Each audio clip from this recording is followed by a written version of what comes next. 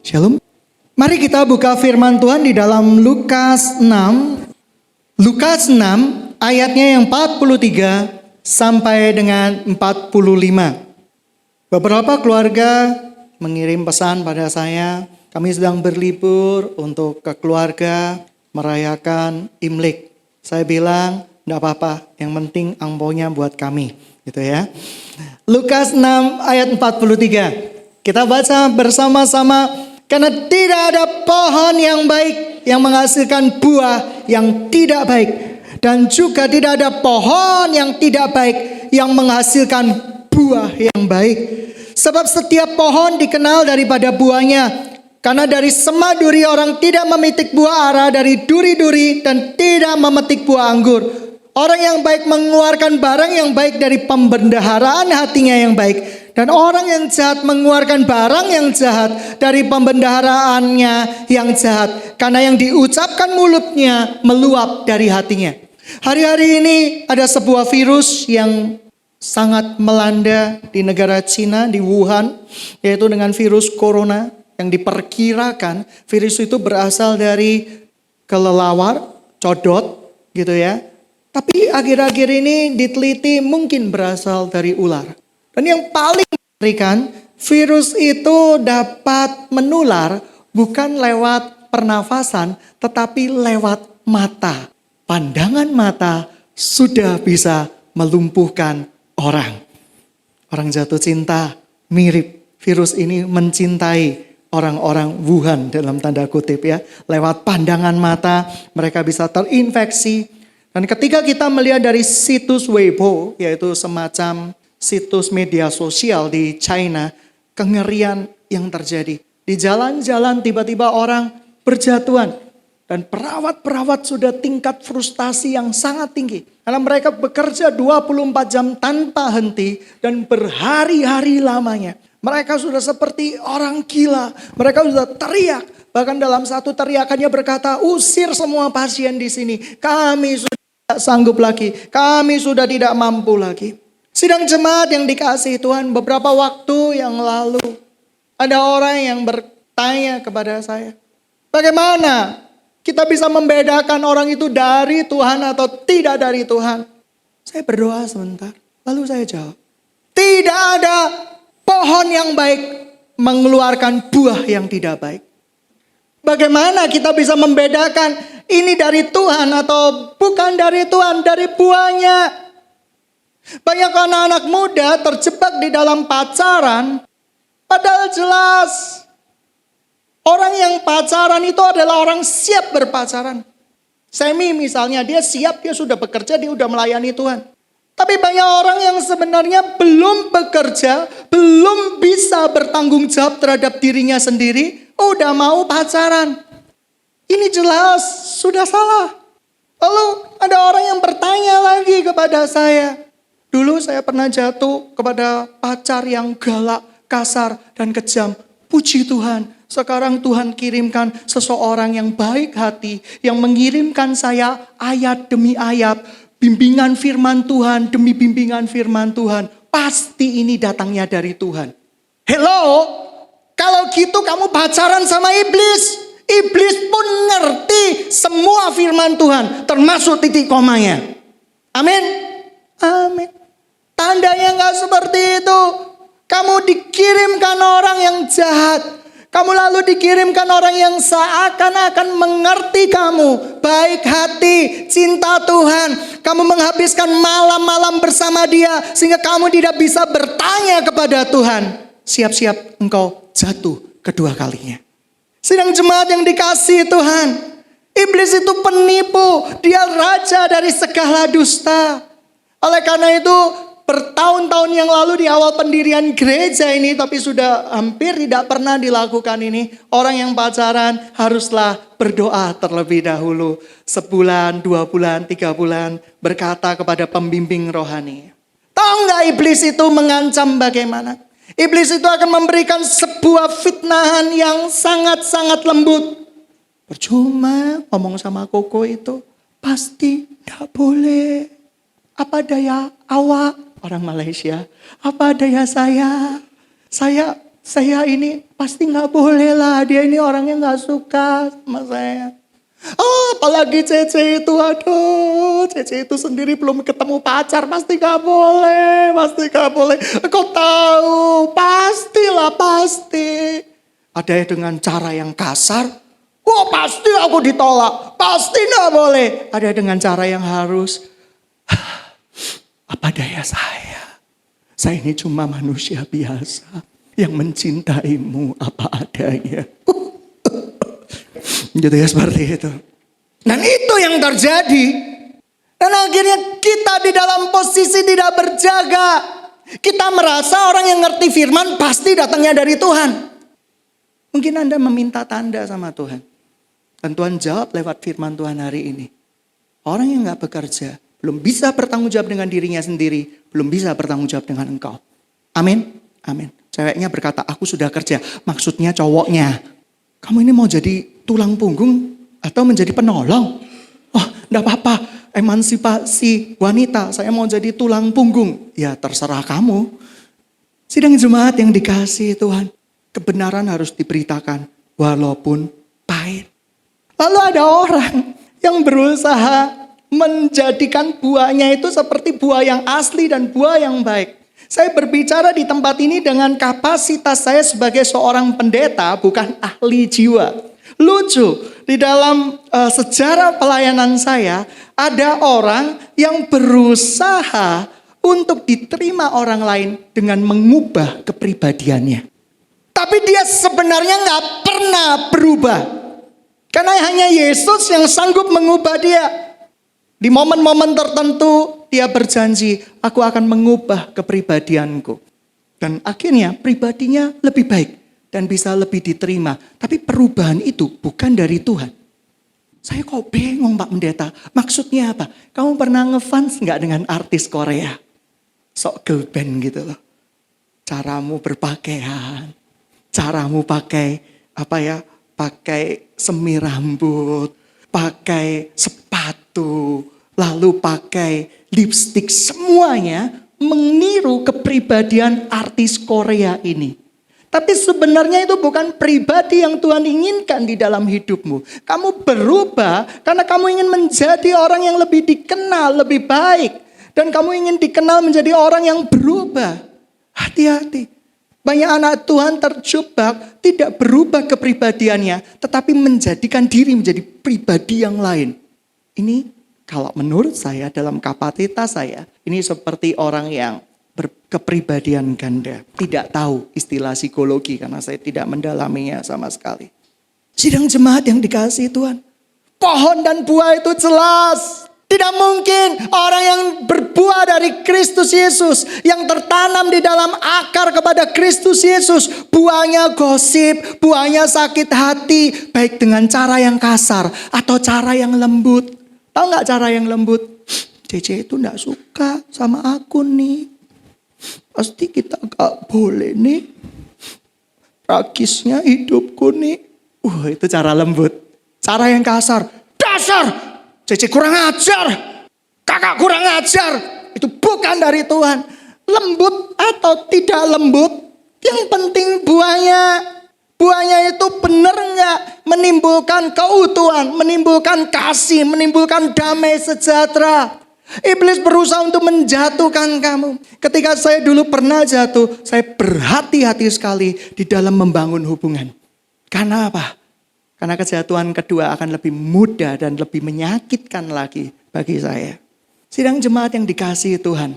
Hari-hari ini kota Wuhan itu diisolasi. Apa sih diisolasi? Diisolasi semua atau bukan?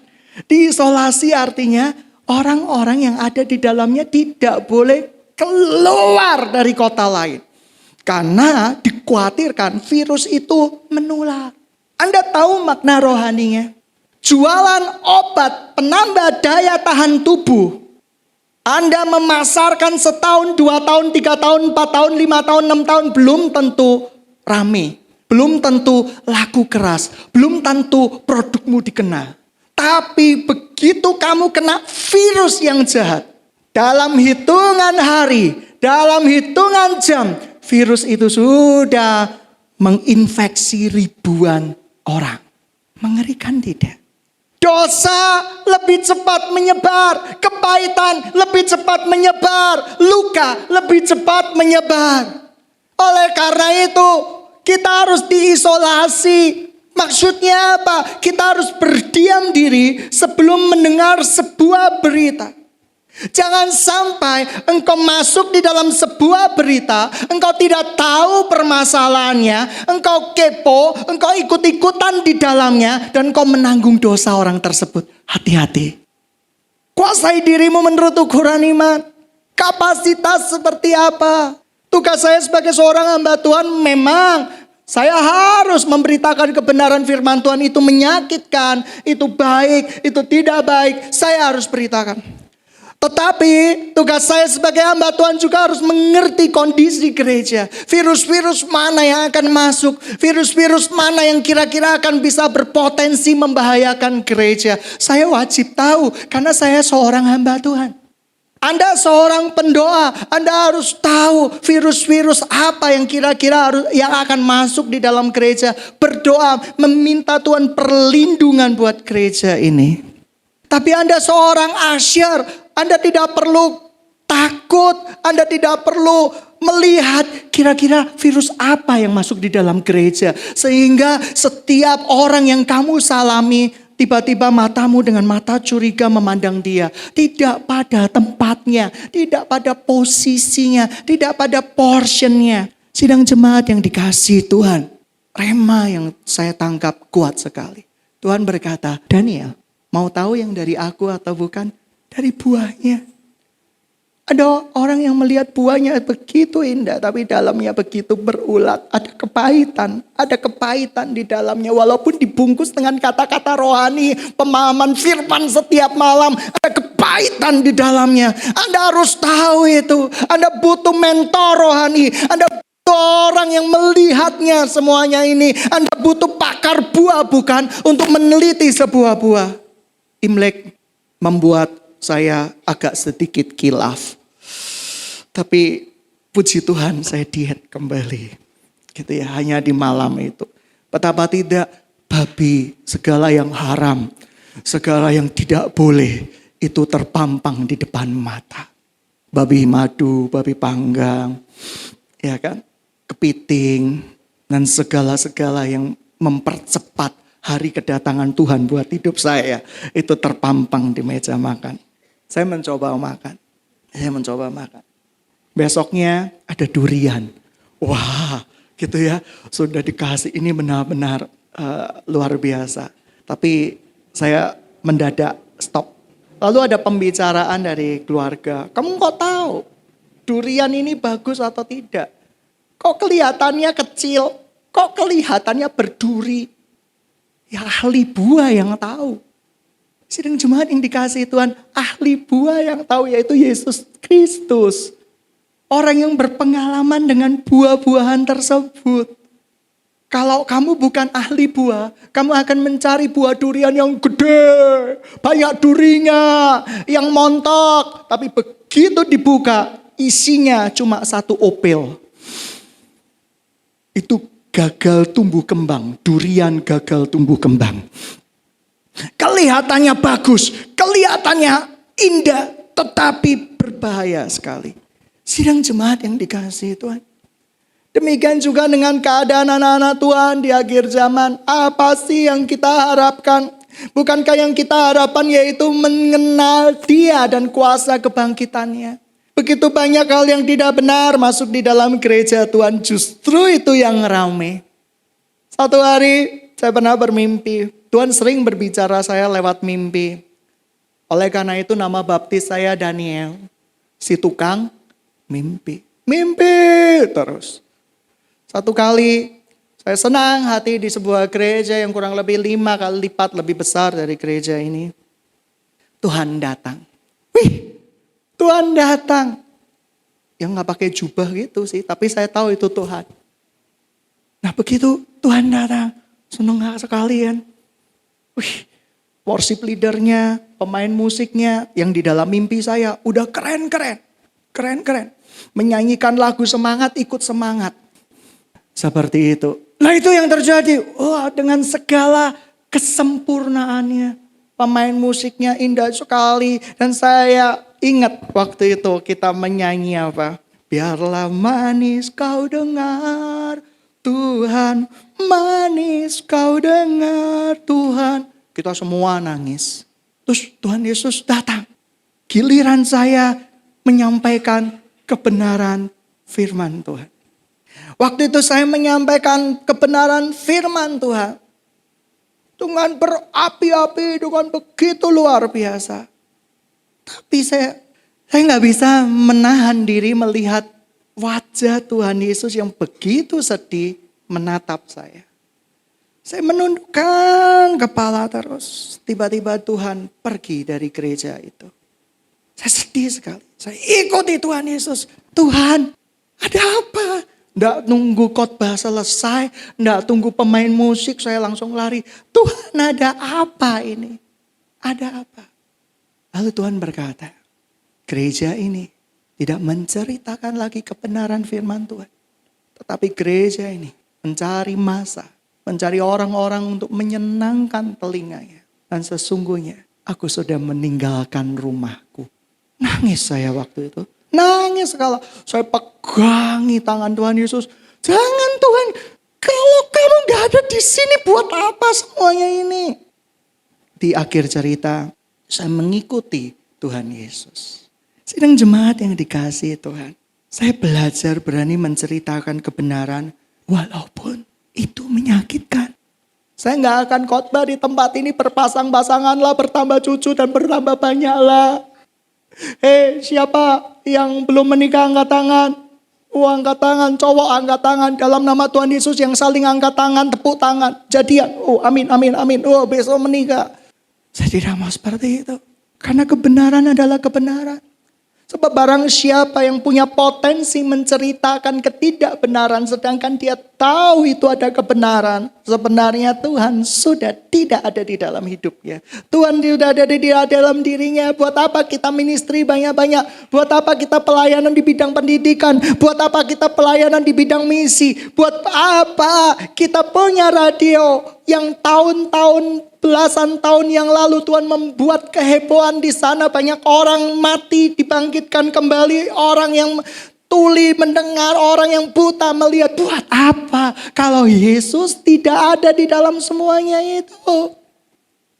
Jangan sampai Tuhan berkata pada waktu kedatangannya kelak, rumahku sudah kau jadikan sarang penyamun. Tahu gak sarang penyamun? Orang yang suka duit, dosa seksual dibiarkan, LGBT dibiarkan, atas dasar kasih dan penerimaan. Hal yang tidak benar dibiarkan. Pokoknya diem-diem aja lah. Yang penting jemaat bertambah banyak, kasih perpuluhan, selesai. Hidupmu akan sejahtera. Buat apa sih kamu membagikan konflik? Tetapi saya tahu, buat apa semuanya ini kalau Tuhan tidak ada di dalamnya?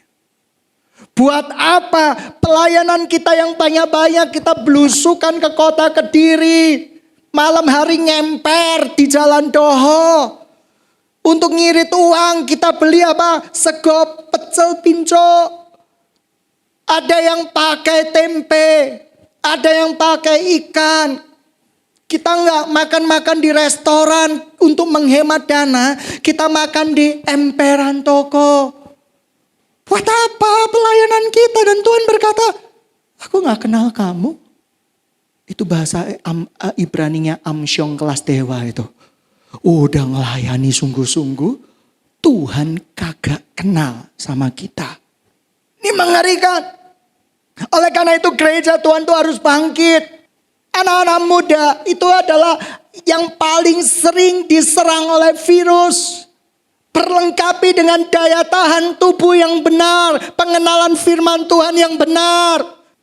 Bukan orang yang PDKT dengan kamu lalu bagi firman Tuhan. Dia punya motif dan maksud tertentu supaya hatimu begitu lembut dan menerima dia. Pria-pria bijaksana. Wanita-wanita harus perkasa. Kebalik. Wanita-wanita Anda harus bijaksana. Pria-pria Anda harus perkasa di dalam Kristus Yesus. Sidang jemaat yang dikasihi Tuhan. Gereja ini berdiri untuk menyenangkan hati Tuhan. Jikalau gereja ini berdiri untuk menyenangkan hati manusia, buat apa? Tiap minggu saya nggak dibayar, saya nggak terima PK. Banyak orang-orang yang tiap minggu bicara di sini nggak terima apa-apa. Waktu keluarga berkurang, semuanya berkurang. Melayani, tapi Tuhan tidak hadir. Buat apa? Banyak orang yang berkata kepada saya, kok Pak, sorry ya, saya jatuh lagi dalam dosa pacaran. Habisnya kesepian. Kesepian itu ilusimu. Faktanya Yesus besertamu senantiasa sekarang dan sampai selama-lamanya. Kesepian itu cuma fata morgana. Kamu merasa ditinggalkan. Kamu merasa tidak ada siapa-siapa. Tapi sesungguhnya Tuhan sudah janji dengan firman-Nya. Aku menyertaimu. Aku tidak pernah meninggalkanmu. Keluarga-keluarga. Engkau berkata aku ditinggalkan Tuhan. Itu cuma ilusimu. Yesus tidak pernah meninggalkan engkau. Yesus tidak pernah berubah. Dulu, sekarang, bahkan sampai selama-lamanya. Ia dengan tangan kemenangannya akan mengantarkan keluargamu ke kota Yerusalem baru yang penuh dengan kemenangan. Amin. Amin. Virus. Dikatakan Profesor Wuhan. Virus itu butuh perantara. Ketika saya dikirimi, orang ini aneh-aneh ya. Kelelawar dengan gigi taring yang senyum pepsoden seperti itu. Dengan keadaan masih utuh dibuat sup. Dan itu katanya makanan yang paling enak. Ngeri kan? Ngeri. Ular dipanggang, dikasih madu. Harus ada inang atau perantara. Sidang jemaat yang dikasihi Tuhan. Jikalau kamu tahu itu buah tidak baik, tetapi kamu tetap makan, kamu menjadi inang atau perantara buah itu. Kamu tahu Tuhan sedang berbicara kebenarannya, tetapi engkau mengeraskan hatimu. Sebenarnya engkau sudah tinggal selangkah dengan maut. Tahun lalu ada yang bicara, Pak Pendeta, gimana cara mutus pacar? Saya bingung. Ya tinggal putus. Kan gak ada meterai kan? Karena institusi yang diakui Yesus Tuhan adalah pernikahan. Bukan pacaran. Tapi pacaran kan termasuk bentuk perjanjian. Bentuk perjanjian apa? Yang tidak ada saksi di dalamnya. Tidak ada Kristus di dalamnya. Banyak orang dicengkram dengan rasa kasihan. Saya cuma bilang sama cewek ini, kamu ini sebenarnya cuma kasihan ngaku. Oh. Kamu ini cuma kasihan. Iya sih, kasihan. Kasihan ibu bapakku, kasihan diriku, dan kasihan yang lain. Tapi hari ini dia menemukan yang terbaik di dalam hidupnya. Dalam waktu cuma beberapa bulan. Tuhan sanggup loh mengubah air mata dengan sorak-sorai. Tuhan sanggup loh melakukan apa yang gak pernah kamu pikirkan. Tuhan berkata, carilah dahulu kerajaanku dan seluruh kebenarannya. Maka semuanya itu akan ditambahkan, dilimpahkan kepadamu dengan dahsyatnya. Saya percaya firman Tuhan menyakitkan. Tetapi firman Tuhan yang menyakitkan itu sauh buat jiwa kita. Tahu gak sauh? Sauh itu jangkar. Membuat engkau gak bisa lari dari kasih karunia-Nya. Dan kamu tidak bisa lari dari anugerahnya yang kudus. Perubahan bukan karena kamu mau berubah, tapi Yesus yang merubah. Kamu tahu siapa yang percaya? Kamu bertumbuh awal bersama-sama dengan Yesus Tuhan. Dan kamu menjadi ranting dan mengeluarkan buah-buahnya. Angkat tangan. Takut dijebak, sudah pada pintar. Yang benar adalah pohon itu adalah Yesus Kristus. Kamu di luar Kristus dulunya. Kamu pembuat dosa dulunya. Kamu dari pohon yang tidak baik dulunya. Pohon yang penuh dengan fitnah, sumpah serapah, kepahitan.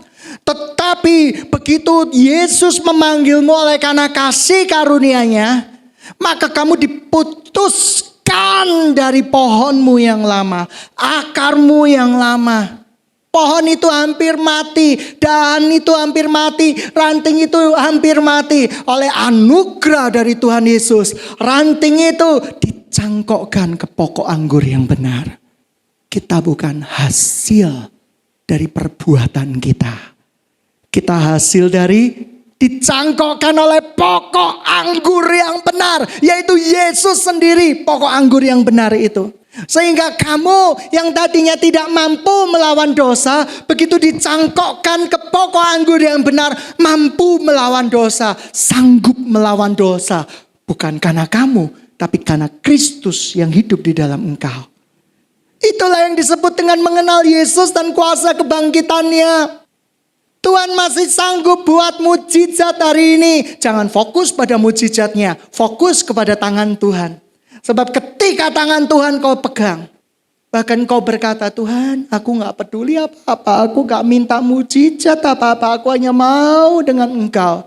Tapi saat itu mujizat terjadi di dalam hidupmu dengan cara yang gak pernah engkau bisa pikirkan sebelumnya. Anugerah Tuhan sempurna. Saya sempat hilang ingatan. Memori saya banyak terganggu. Catatan harian membantu saya mengenali oknum-oknum cerita di masa lalu saya.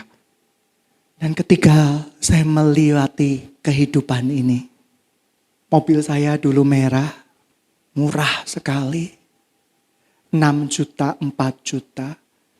Saya sering disindir orang, pria tidak mampu, miskin, bahasa Ibraninya me'yujen, bahasa Aramnya kere, tidak punya apa-apa, tidak bisa apa-apa. Tetapi apa yang terjadi? Tuhan mampukan saya. Ketika saya bergantung penuh sama Tuhan. Ketika saya menerima berkat-berkat Tuhan itu cuma menangis. Ini terlalu banyak Tuhan, isi now. Udah gak cukup Tuhan, ini udah terlalu banyak Tuhan. Udah terlalu banyak kasih setiamu di dalam hidupku. Sebab Dia adalah Tuhan yang tidak pernah mengingkari perjanjiannya. Dia adalah Tuhan yang tidak pernah mengingkari perbuatan tangannya. Sidang jemaat yang dikasihi Tuhan. Kau datang hari ini.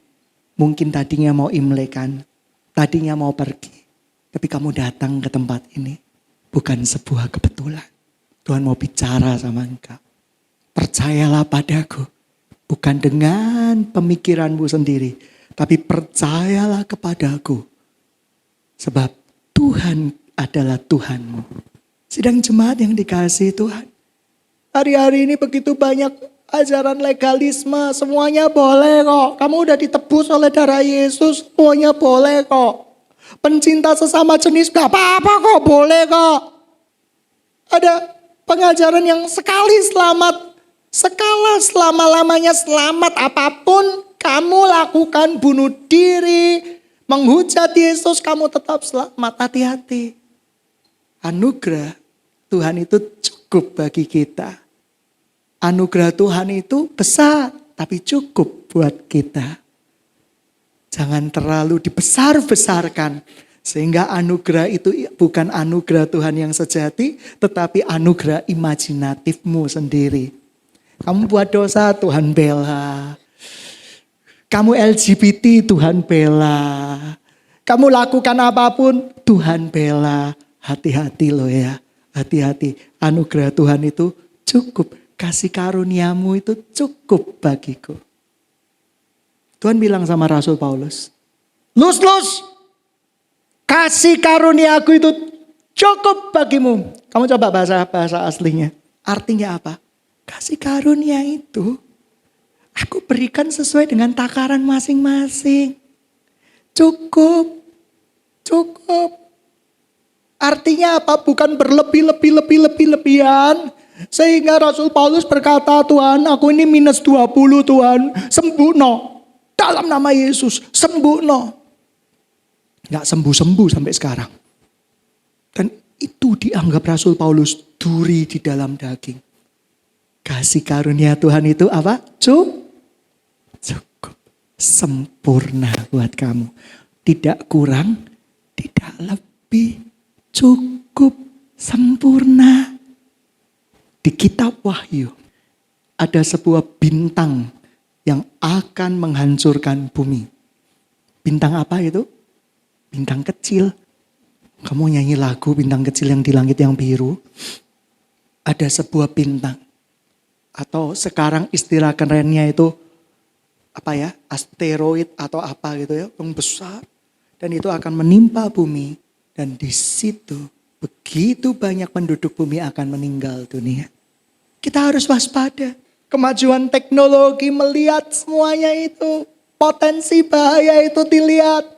Oleh karena itu Amerika meneliti sebuah alat di mana alat tiang-tiang dengan ribuan watt itu dijadikan satu, membuat sebuah frekuensi yang bisa mempengaruhi musim. Dengan sebuah tujuan, awalnya eksperimen itu untuk menghancurkan bintang-bintang yang jatuh itu supaya tidak mengenai bumi.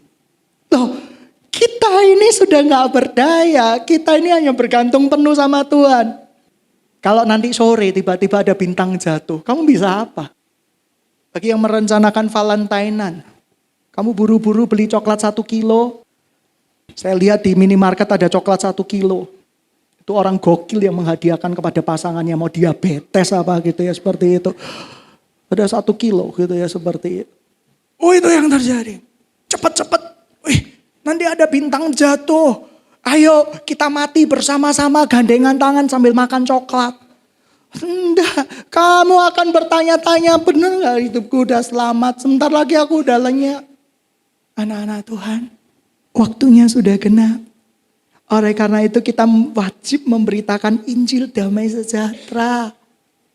Kita berkata kita mengasihi jiwa-jiwa, dapat jiwa-jiwa.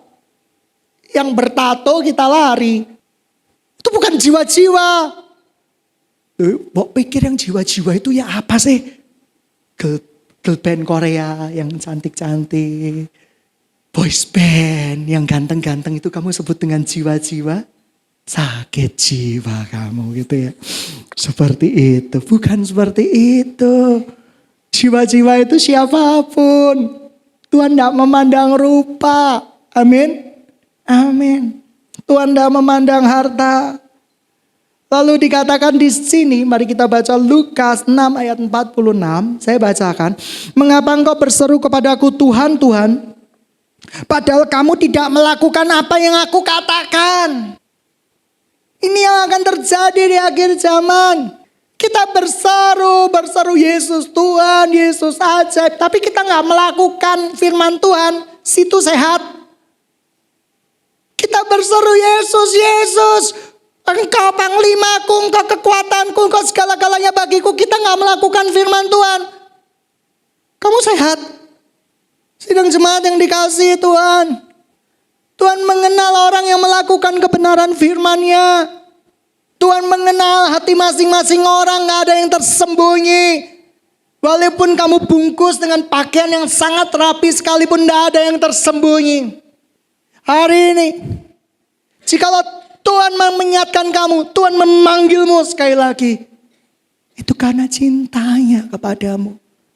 Panggilan cinta Tuhan itu berbeda dengan konsep pemikiran kita. Kasih itu apa sih menurut kau? Saya teringat, kasih itu adalah hikmat. Saya diajari guru atau lause sekolah minggu saya. Lu kok bisa lause? Kasih itu adalah hikmat. Gini deh, ada orang mau tenggelam, minta tolong.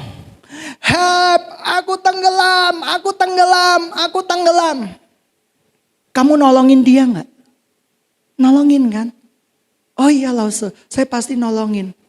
Tapi kamu cara nolongin dia bagaimana? Ya langsung aja, pakai panggul dulu kan saya pintar renang ya, gitu ya. Pakai panggul, saya ikut berenang, mati. mati kamu. Lu kok bisa mati? Karena orang yang gak bisa berenang ini malah nutuki kamu, nyeret kamu. Wah, blok akhirnya tenggelam banget. Kamu pernah dengar kasus ada orang yang terseret arus sungai, temennya mencoba menolong, mati dua-duanya. Jangan dikit-dikit berkata kasih. Kasih yang gak ada hikmat, kasihan deh lu. Betul, nolong orang perlu hikmat. Kita pukul dulu. Caranya gimana? Diajari di pundak. Jangan mematikan ya, membuat dia pingsan. Tapi belum pernah saya lakukan sampai sekarang ini. Kalau ada yang pingsan, mungkin saya akan lakukan anjuran lawas saya di sekolah minggu. Dipukul di pundak, tak pingsan kan. Setelah dia pingsan, dia kan gak ngerti apa-apa kan. Bawaan ke tepian. Demikian juga Tuhan mau nolong orang itu. Dibuat pingsan dulu. Dibuat mati dalam tanda kutip dulu. Tahu gak ada seorang yang minta tolong sama Tuhan, cerewetnya minta ampun. Tuhan kurang apa aku Tuhan? Aku sudah ikut persekutuan kaum muda. Aku sudah ikut ke persekutuan dewasa muda. Tuhan aku sudah ikut persekutuan ibu-ibu. Sekarang aku sudah tua Tuhan. Aku ikut ke persekutuan usia tua Tuhan. Dan sampai sekarang kau tidak menolong aku. Dan bagaimana ini Tuhan? Bagaimana dengan anak-anakku Tuhan? Bagaimana dengan anak-anakku? Bagaimana dengan perkawinan mereka? Bagaimana dengan cucuku? Gitu ya, seperti itu. Dia dipingsankan dulu, dimatikan dulu baru Tuhan tolong. Gitu ya. Karena Tuhan gak akan bisa tolong. Gitu ya. Dia akan dibuat tidak berdaya dulu. Dia akan suruh malaikat Jibril ambil saltip. Gitu ya, saltip semua. Gitu ya. Sudah cukup, aku akan tolong kamu sekarang. Dengan banyak kata, kamu pikir Tuhan akan banyak berbuat sama kamu. Semakin kamu banyak berkata-kata, Tuhan tidak akan berbuat apa-apa. Tapi semakin kamu berserah, Tuhan akan berbuat. Tuhan akan bertindak. Amin. Amin. Tuhan dahsyat. Nolong orang harus tahu timingnya. Kita gak bisa paksa Tuhan, doa. Ada orang yang didoakan 20 tahun loh baru berubah. Ada 5 tahun berubah. Ada 3 tahun berubah. Setia.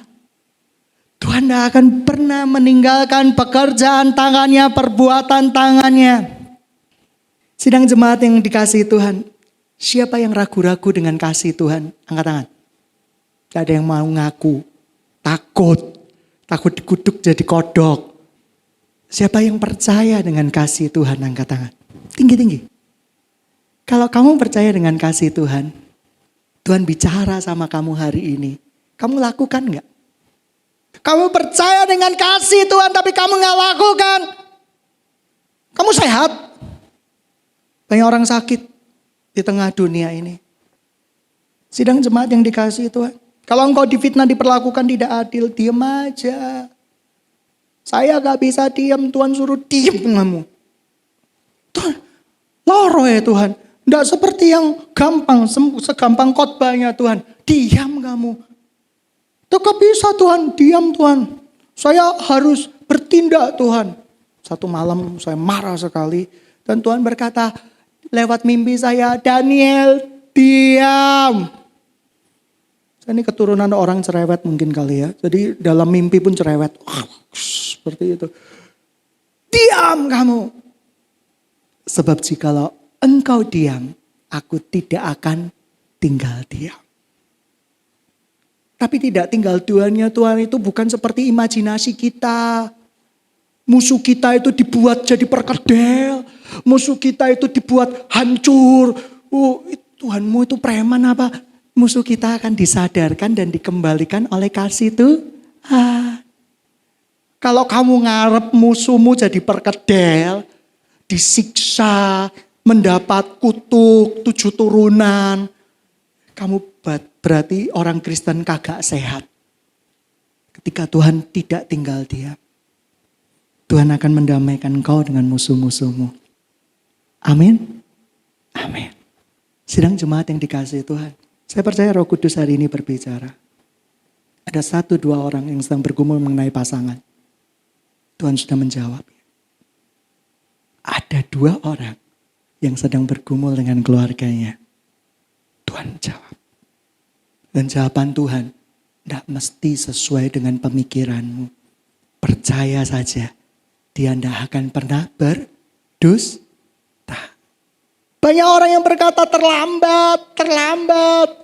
Tapi Tuhan tidak pernah terlambat.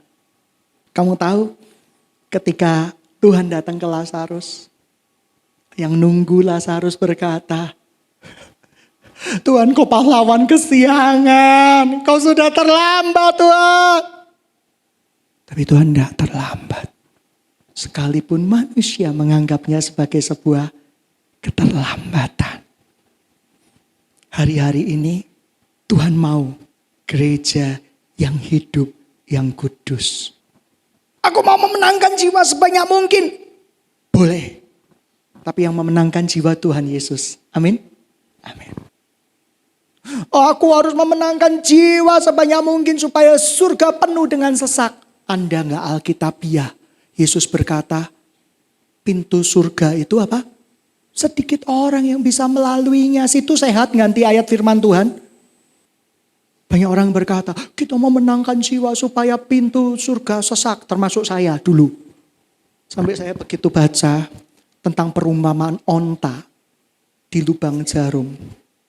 Dan Tuhan berkata, banyak orang yang melalui jalan ini. Tapi gak pernah berhasil. Sedikit penghuni surga. Saya ngeri dengan kata-kata Tuhan. Artinya apa? Artinya Tuhan sudah mengetahuinya. Tuhan sudah menuntunnya. Sidang jemaat yang dikasihi Tuhan, saya nggak bisa berbicara terlalu banyak.